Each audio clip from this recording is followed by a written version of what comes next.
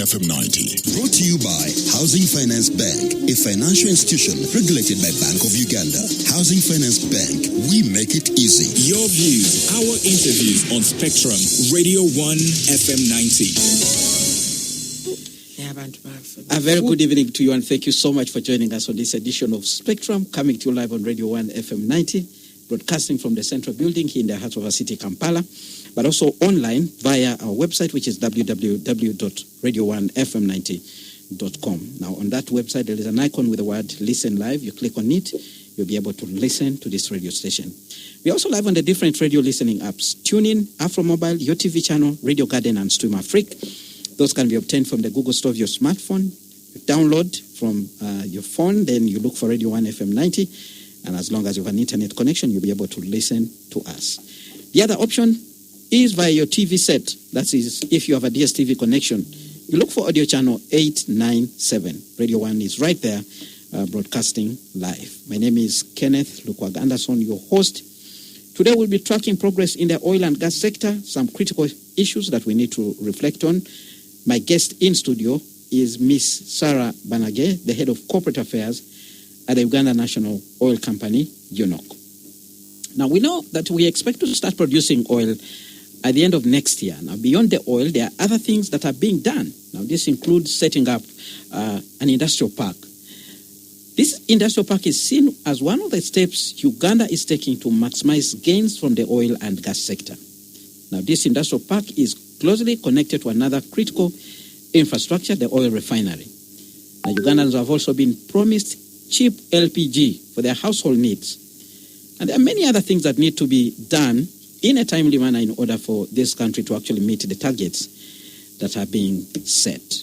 All those targets that have already been set by the government and the key players in the oil and gas sector, which of course includes the Uganda National Oil Company. So Sarah will be sharing with us during this discussion, but we do value your feedback.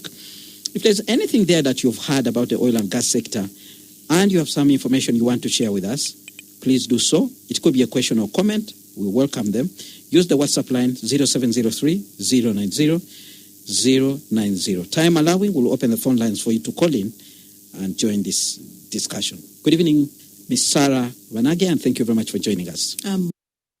Been busy. Just to take you back a bit, ever since we took the final investment decision and we set the target for first oil in 2025, as we near 2025, everybody is trying to make sure we are on course, because the sticking things of land acquisition, all that was done, and so it's been work in order for both the Tilenga project and the Kingfisher project to make sure that they are on course and that we have first oil in 2025. What that means really, that they had a number of wells to drill. That drilling process has never stopped. In fact, they have done enough there, and so to ensure that they are on course. And in addition to that, the wells are being drilled so that they are ready. The East happening. The shareholders' agreements, those are things that are actually happening. So there are key agreements with our new JV that must be negotiated to the dot and everybody made comfortable before we can have the final investment decision happening. According to us, we feel that too is going very well. Now, when we get to the downstream, because you add value, I've talked about the transportation of you add value, and then there's also the transporting the crude, the ECOP, where I have mentioned the first pump station being built. Now, beyond that, you then talk about the last end where the product hits the consumer, storage terminals. At that downstream, you remember we were given the mandate last year, we were given the mandate to be the sole importers of proud sole importers. Yes, the proud sole importers of all petroleum products destined for the Ugandan market. And we went through a lot of back and forth with our neighbor, but you are aware our first product came in July. Actually, today, the minister herself had a detailed media briefing on the status of the projects and some of these key things, like even that business. But just, I'm sure the media picked it. But on that journey of being the sole importer, July saw our first vessel came in, and since then, the product that you're actually having now in August, because there was some balance from before in July, but the product you're all enjoying in August really are the fruits of our work, as in we brought in the product. And our key objective has not changed. The key objective of government, it was to ensure security of supply. Because when you ensure there is enough supply, the demand and supply economics sets in. When you have enough, there's no reason to hoard, and there is no reason for price hikes. So that has been our biggest issue, that we must ensure the security of supply, that there is sufficient fuel, petroleum products on this market, not warranting hoarding and price hikes, and that the Ugandan, at the very end, the end user consumer, will be able to smile. Because you see, when you have enough product, there is no reason for price hikes. That's one thing we are really working to ensure continues to happen. Enough. So in a nutshell, as UNOC, those are things that have been happening on the broader picture. But in the if I'm to move now into the lesser, not the lesser, but specifics, some of the projects keeping us very busy. I'm going to come to you to dig deeper on those particular aspects, but just a few follow-up questions on the issues that you have raised so far. You rightly described the issue of land acquisition as a sticking matter. We still hear some voices. People are not happy. People are saying, they are actually not being compensated. We actually need our money. We are not going to leave this place. They promised us in new houses. They have not constructed the houses. They took my bigger land, gave me less money. We still hear some few people there. Are they going to be left behind? No. I want to clarify to you the land acquisition process, specifically in terms of figures, stands at 97%. The 3% really, because are those small little pockets like you're mentioning, either there is a wrangle within the family or they're unhappy about something or the other. The system, there's a procedure, it allows you to actually send your grievances all the way into the courtrooms. So in terms of acquisition, consented, happy, and acquired, paid, and moved, 97% of that has happened. 97%. Yes, the 3%, I suppose, is what you're talking about. Yes, it could be a wrangle within the family. You know, families do have issues. It could be an unhappy person, yes, and yes, you're supposed to express your unhappiness up until the highest point being court, and so those are still going on, but the issue is that's the 3%. All right. Yes. On the issue of drilling the oil wells in these different parts, Tilenga, it is recently there was a report that came out from your colleagues in the sector, Afia.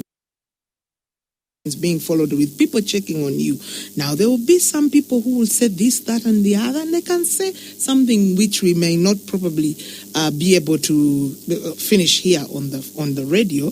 But the fact is, we have a mitigation plans, and those are being followed. And to us, the red flag that is being mentioned there let's leave it to the guys who are supposed to be following us through to be the ones to highlight that. All right. And now, finally, just in terms of response to issues, there's an issue called Stop ECOP. We have seen some people have been going on, demonstrating and saying this is a bad project. Stop it now. Stop it now. Yeah, they are there. We've seen them. But you see, people have different reasons for doing certain things.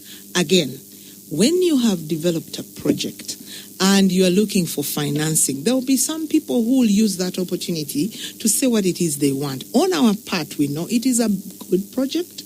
We know it is the trigger to open the upstream, and we are doing everything possible to make sure that it is environmentally sustainable. It's a bankable project, and it has bankers, financiers, indeed, ready to finance it. The minister was very clear this morning that it actually has financiers lined up to make sure that it receives the funding it needs. Now, in the process, maybe there are few sticking out things that people, whoever, did you say Afiego? Or did you say they probably and there's a coalition, the Stop ECOP coalition, yes, that is running and a number we would of demonstrations. Like someone who says stop. If you're working in the interest of a country and whatever is being developed, you would say stop and give the reasons why. Okay, sit on a table, give the reasons why you feel it should stop. And if it is something we should go renewable energy, no room for oil and gas. Yeah, we cannot just start throwing words around and things, actions. We need to sit, if there is a tangible reasons why they want it to stop. I suppose the best method, which other civil coalitions have done, because that's only one of them, we have others that actually sit with us on the table and express their concerns, they are listened to, we work together on the mitigations and way forward. But if you have a word stop and your goal is just to stop, I'm afraid that is not something then we can handle, because the better thing would be we sit at the table, find out what the reasons are, work towards solving them, and then we move on. All right. Which has happened with other coalitions. All right. Now, let's shift our gears and look at some of the key reasons why we're here.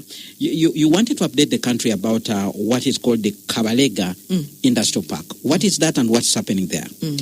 Now, Kabalega Industrial Park is one of our flagship projects as UNOC that we really pride in. Reason being, like all industrial parks, it connotes that this is a space that is set aside to spur investment. Now, particularly, Kabalega Industrial Park is a 29.57 kilometer squared of land. If I was to explain this properly, it's approximately the same land size as an Entebbe town. This is huge.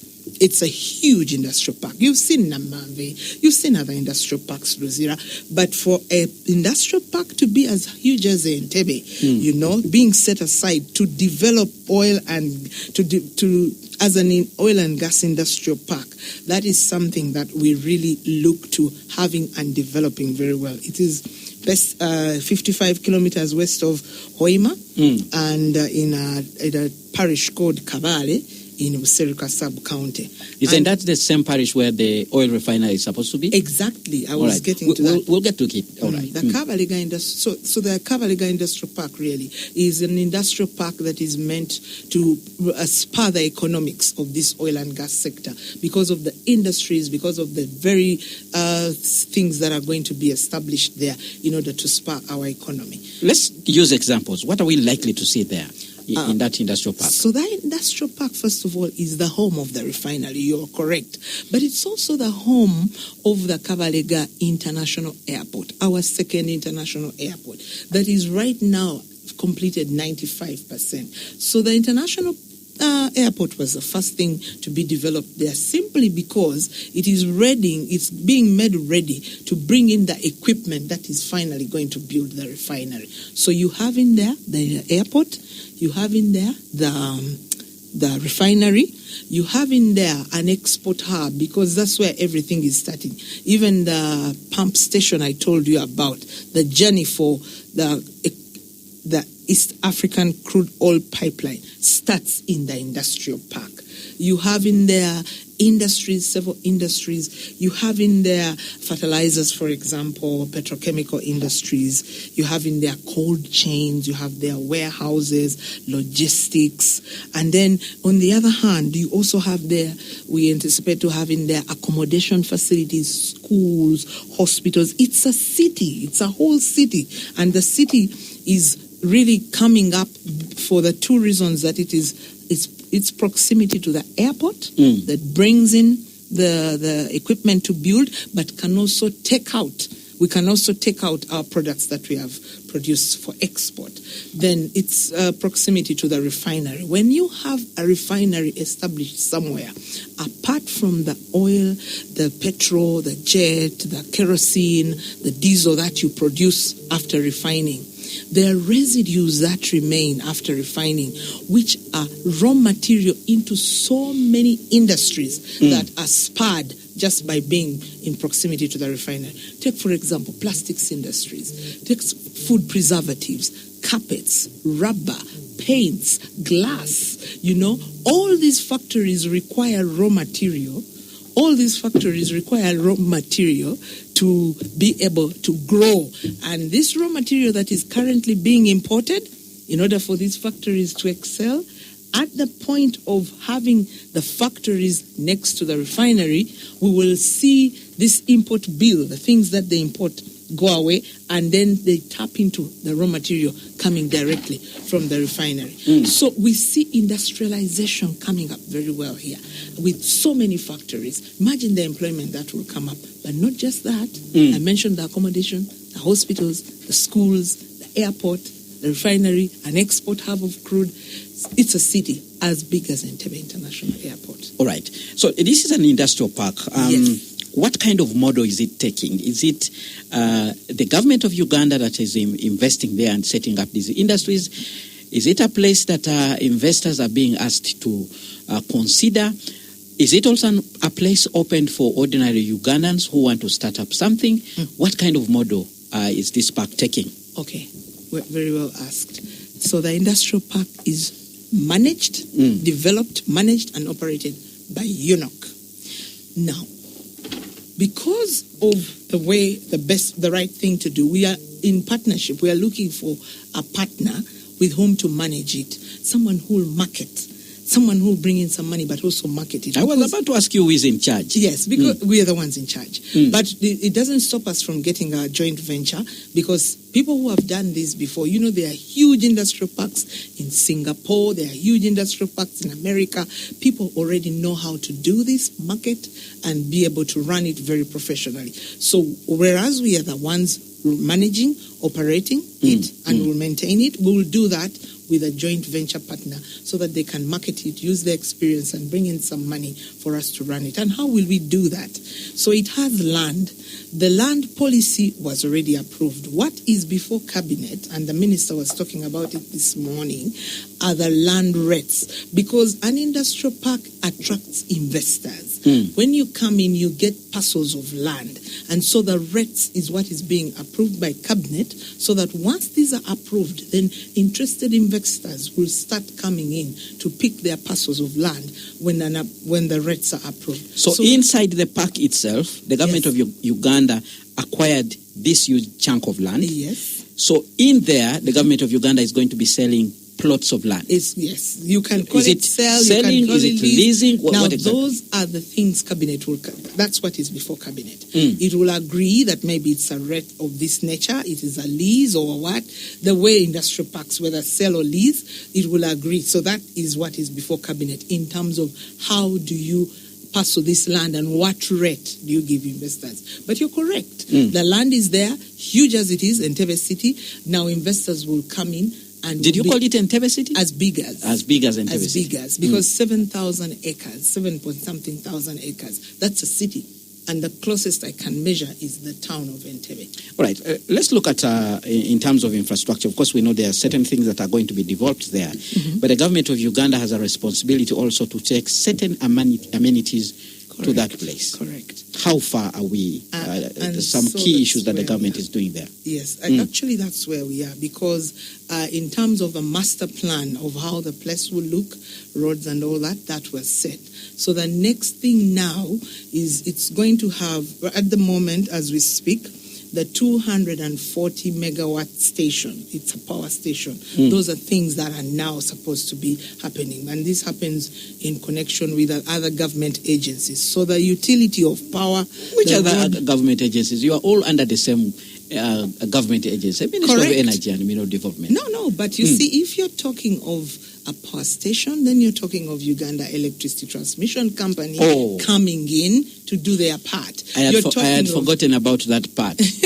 You're talking to UNRWA to come in and do the road. So what is actually the next steps? What is happening now? The road network, the water reticulation, waste management, the power, all those things that prepare an industrial park ready for investors to move in is the stage we're on. There's a master plan, and so all these different things are supposed to be taking shape so that they are done, so that it's made ready for the next level of investment coming in.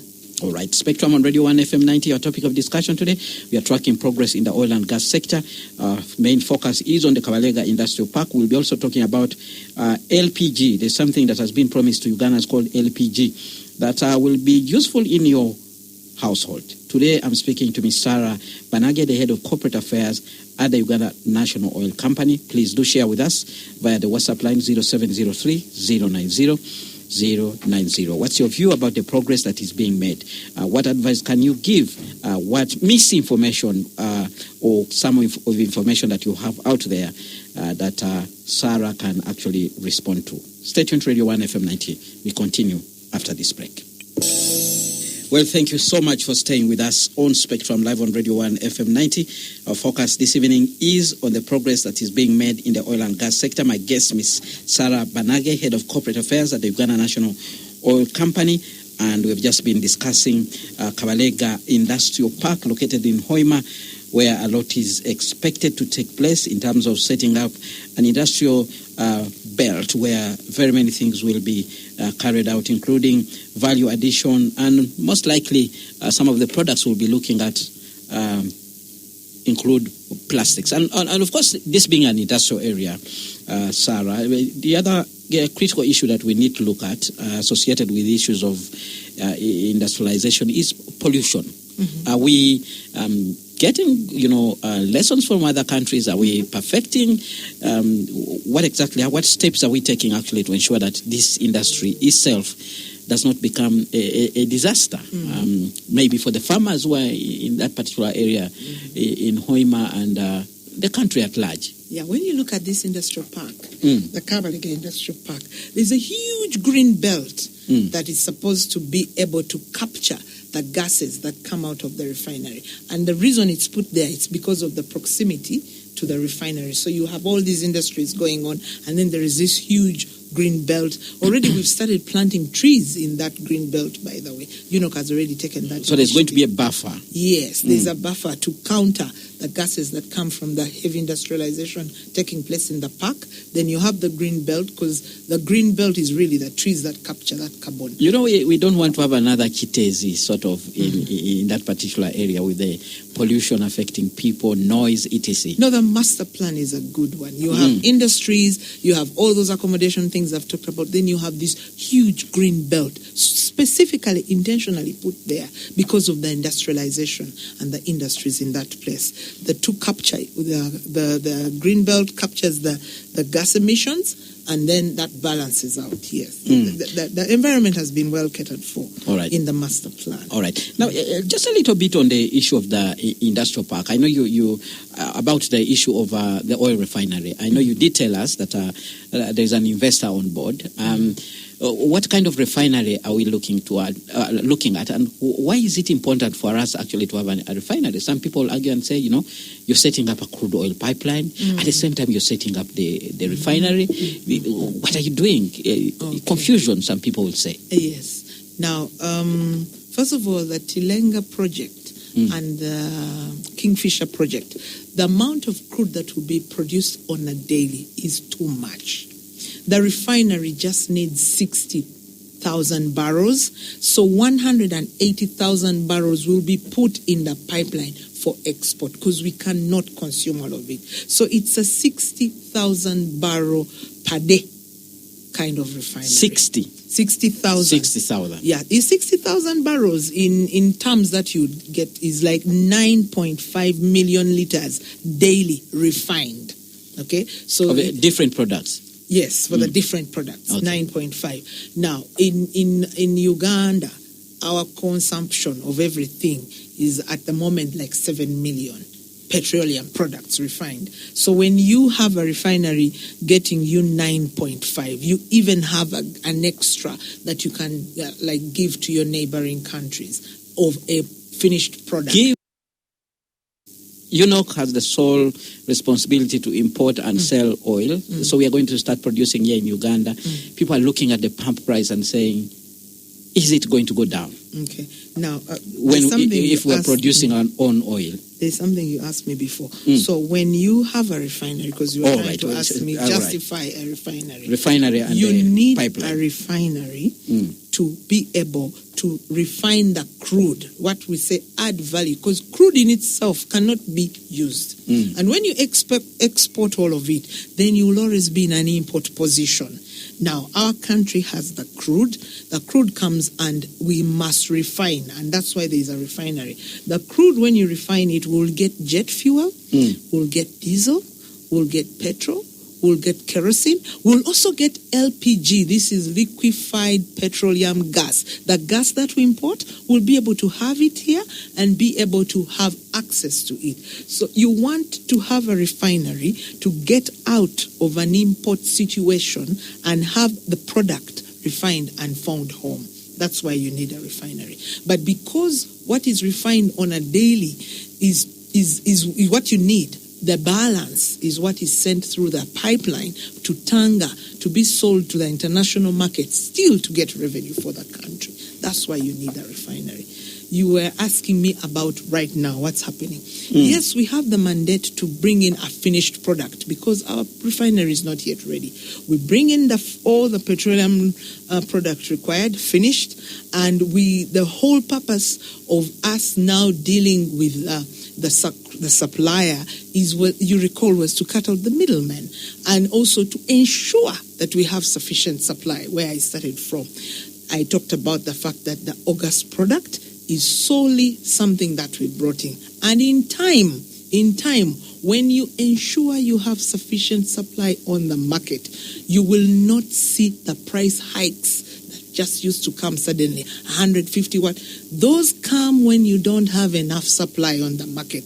The forces of demand and supply say when the product is less, demand goes up and price shoots. So our sole purpose as UNOC is to ensure we have sufficient supply of the petroleum product on this market, and that way in turn manage the pump price that you're given.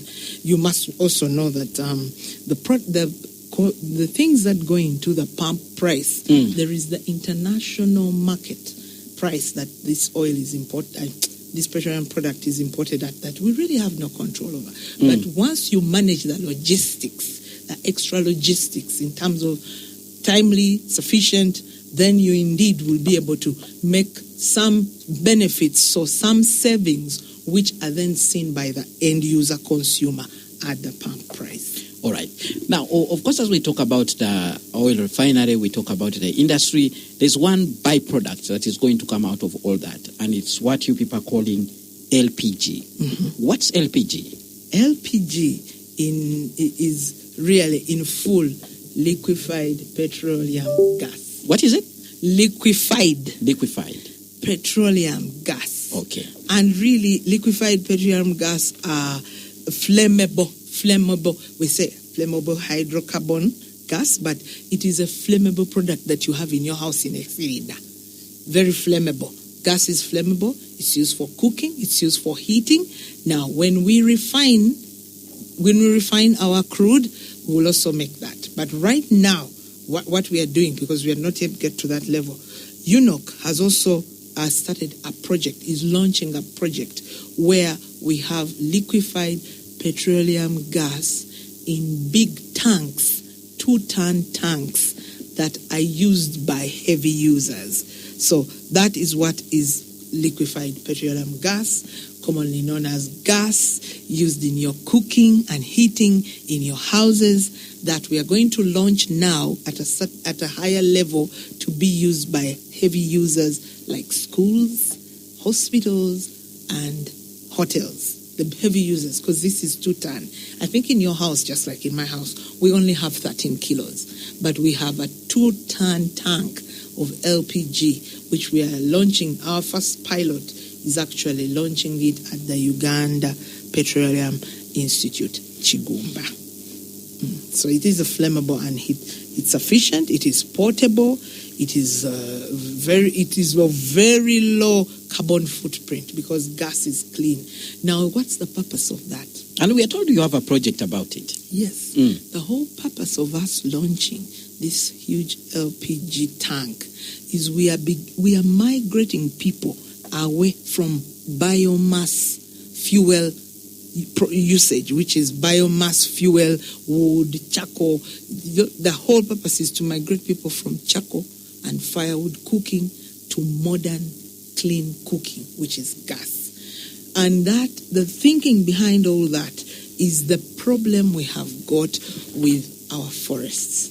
Our forests have been depleted. 120,000 hectares have been depleted. In 100 years, Uganda has lost, just to take you back, we have lost close to 41% of forest cover. 41%? In the last 100 years. And at the rate we are going, if we continue like this, we will not have any more forests. We will not have any more forests. And so something must be done. At the rate at which we are losing, half of them have already gone. In the year 2050, we will just be completely without forests. Now, when you don't have forest cover, what that comes with. Weather patterns change. Drought starts. There's a lot. You don't have the cover that also takes up these gas emissions. So the whole purpose of us starting an LPG, which is really transitioning people from fuel and wood to LPG gas, which is clean, is to save our forest cover. But there is also another thing that we must be very worried about. 95% of people's energy source here in Uganda comes from fuel wood. And that's why I'm saying in 50 years, we just won't have any more forests. They won't be there. We must do something about it. That's the LPG we are thinking. That's the LPG we are launching. But the usage of fuel and the usage of wood also causes terrible respiratory diseases. We saw some statistics that 30% morbidity, disease burden in Uganda is as a result of respiratory problems. 30% of the people that sick is as a result of respiratory problems coming from burning, coming from charcoal, coming from firewood, coming from all those things that we spend time trying to cook. Coming even from oil. We don't have the oil yet. Emissions from the cars that we have. Bad gases. Because they're talking about it. Yeah, that's correct. Coming from such terrible things like oil, but this oil here is not really the issue because the disease burden was categorically pointed to be respiratory disease from wood and burning fuel, charcoal. And the people that are greatly affected are the women. Now, the men, if it was the oil, would also have been affected. All right. Women being that they spend their most time with their children in the kitchen. All right. Using this. Now, we look at statistics in terms of poverty in Uganda. Affordability might be an issue. LPG, gas, is something for the rich. The millions of Ugandans use firewood, and they are the ones who are felling these trees. But it's finished. That they are getting finished. I've been in communities where they are even uprooting, the roots to actually, burn charcoal. Surprising, the area where you're going to launch this tank, Kigumba, is one of the epicenters of actually cutting down trees. Millions of trees have been cut down in that particular area. Yeah. Will Ugandans afford this LPG? I think let's first take back a step. What is government doing? Because government has put in certain policies and certain targets. In terms of household access, the target is to increase this to 50% by 2040, 25% by next year, and there are deliberate things being done. For example, when the tax exemption on the cylinders, when there are tax exemptions on the cylinders, that already manages cost. But also, there are deliberate efforts to invest in the LPG by Total Energies, UNOC, and SINOC. Those projects also have a component of creating gas plants so that accessibility is home. It's no longer an imported product. Because right now we import it. The cylinders, yes, there is a tax exemption, but we also don't have it. Now, government has a deliberate policy to have the investment into these gas plants here. We are like, I've also told you, when we refine, a component of that will be LPG so that there is access here. And so the Ministry of Energy right now, the campaign it has been having, you've heard about the distribution of household cylinders. All that is geared towards increasing access and also increasing household access as the statistics are targeted 2040, so that it is at 50%. So the idea that it is expensive, I'll tell you something amazing. When the charcoal, because there is no more charcoal really, the trees have been cut down. Charcoal is a lot more expensive right now. See, because the gas is efficient, you use just enough for a short time to make your cooking. In a place where charcoal, you'd have to use more series. I've seen this at home. Because you use an inefficient product like charcoal, you actually spend more on it. A sack of charcoal is 90,000. But you know that a 13-kilo cylinder is 110. And yet the cylinder you use for 3 months and the charcoal in 3 weeks. So it's just an awareness thing. And the safety aspect of it is very critical. One of the reasons why very many people might be scared to use actually gas is the safety around it. And that's an awareness thing. And there's a serious intentional campaign by government to do the awareness, because this is just a mindset shift. People think it's expensive, but when you work out the figures, charcoal is actually more expensive. Then the safety part. The safety part is an awareness, because most of these gadgets actually have safety valves. You no longer, they just switch themselves off, and they don't turn themselves off until you've used the valves. So technology has created usage and equipment now with serious safety valves, that the question of safety, once educated, is something that is handled and managed. All right. And that is the mindset shift we are talking about. Invest in the creation of gas, okay, so that it's accessible here. The heavy investments taking place by the joint venture partners, and also making sure that the gas is now accessible here in Uganda. Then the tax exemption on the cylinders, then the distribution by the ministry. Those are some of the things to increase household access as well. All right, we have comments coming in from the listeners. I'll read them out, and I'll request you kindly to take note, and you'll be responding to them. We have a comment coming in from Patrick, who is listening to us from Kungu. He says, "Good evening, Spectrum. My question will be about fuel quality. We have been having different qualities with Total and Shell having the best fuel according to people. In this case, shall we assume that the fuel quality is the same? Hence, I should focus on who has the best price." I think this is in line with your new role of sole importation of petroleum products. Comment from Benon Fred to Inamasco. Good evening. That UNOC is a business arm of Uganda's oil industry. Could we be enlightened if they have been able to put some profits or projecting to do so, or are we sort of having an indirect subsidiary?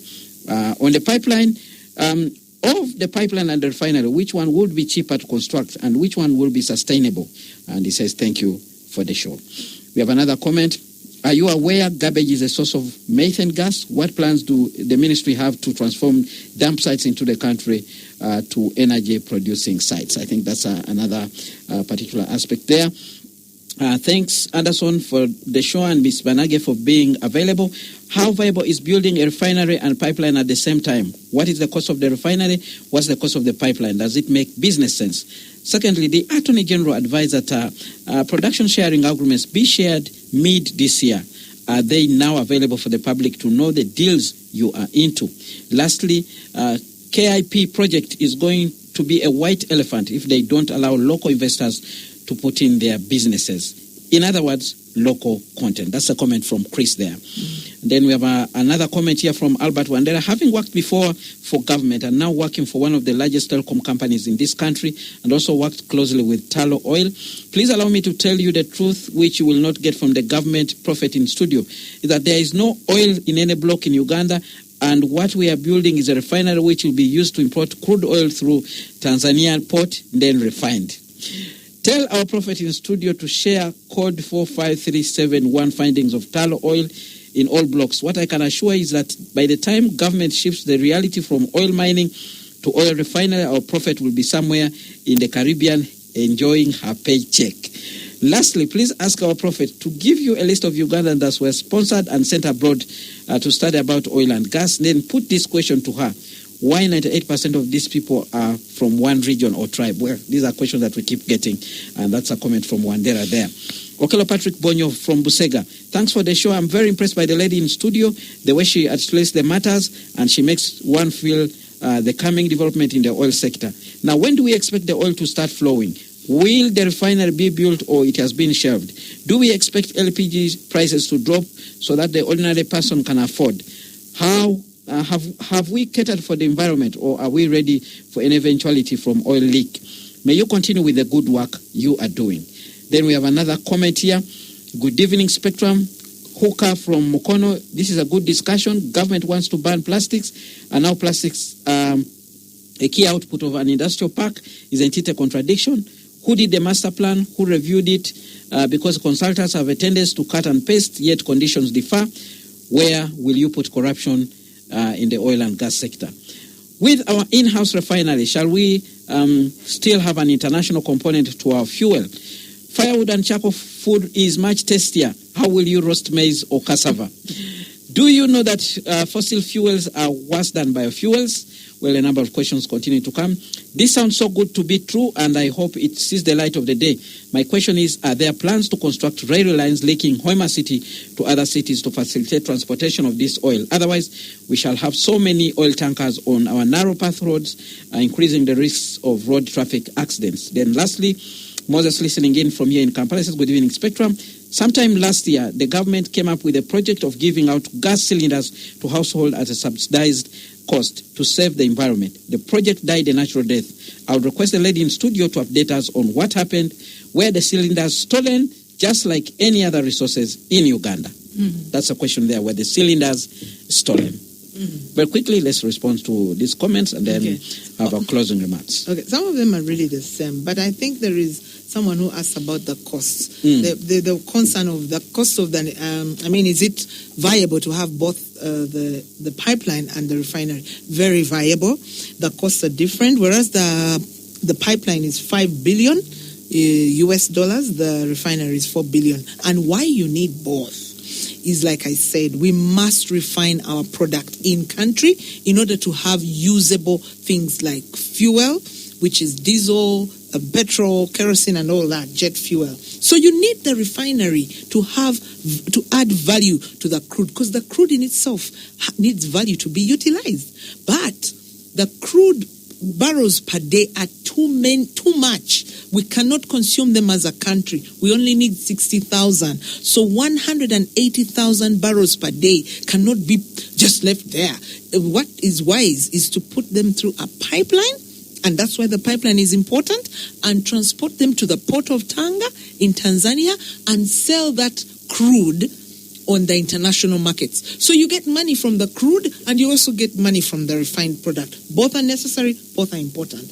There was a worry about the LPG price. Now, at the moment, LPG is not made here. And that's why there's serious investment to produce it here by both Sinok and Tilenga project and the Kingfisher project, and ourselves in the refinery, so that the product is here, the liquefied petroleum gas.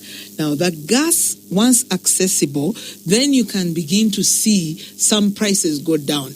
But at the moment, the wood fuel that people think is cheap, the charcoal, is not as efficient. You need a lot more charcoal to cook a meal, where gas, which is extremely efficient, needs so little. So when you do the mathematics, it is actually cheaper to use the LPG. It's just a question of creating awareness and teaching people about the safety so that they migrate into this clean cooking. Not to forget that the respiratory, I talked about the morbidity disease burden coming from respiratory diseases, of the women who are in the kitchens. Those are some of the things that will have to go away. The cutting of our trees. We're talking about rain is disappeared. There's no more rain. Yes, we have affected the environment. All the trees are being cut down. 120,000 hectares per year is so many football pitches that we are losing. And in 2050, we just won't have any more trees anymore. And of course, you don't want to turn into a desert. So the LPG, clean cooking, modern cooking, is the way to go. This is the transition we are talking about. I think I was a bit disappointed that someone who worked in Talo, I don't want to believe that, can say that there is no oil. That is amazing, that there is no oil down there. And I think I'll leave that to that. Ugandans who've been there, when you see the beehive of activities there is that I mean, we have not changed our word that 2025 is fast oil. So I would not like to mislead people any further, but I would ask Wandera to actually make an appointment with us and we take him down.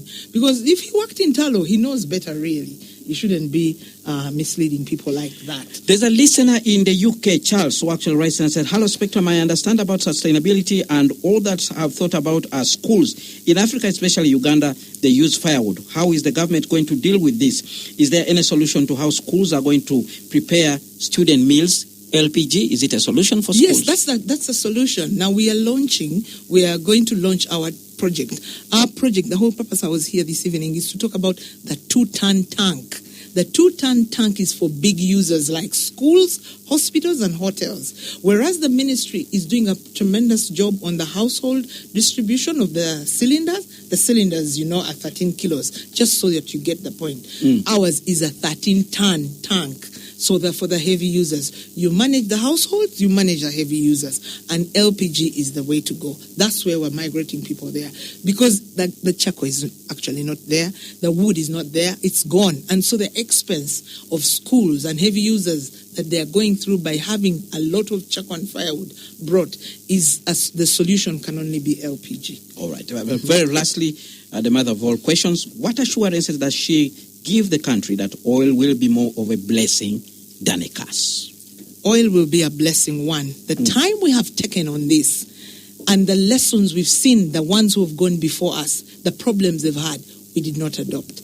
We have a very good legal regime. That's the starting point. The reason we took long was to see those who went before us, what did they do wrong, what did they do right?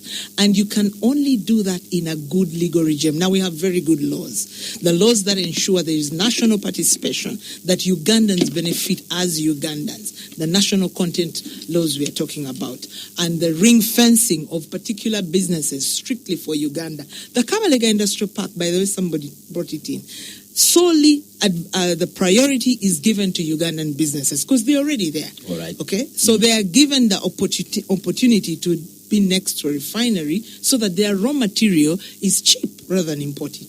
All right. With that, we come to the end of Spectrum. Thank you very much for sparing time to come and update the country on the progress that is being made in the oil and gas sector.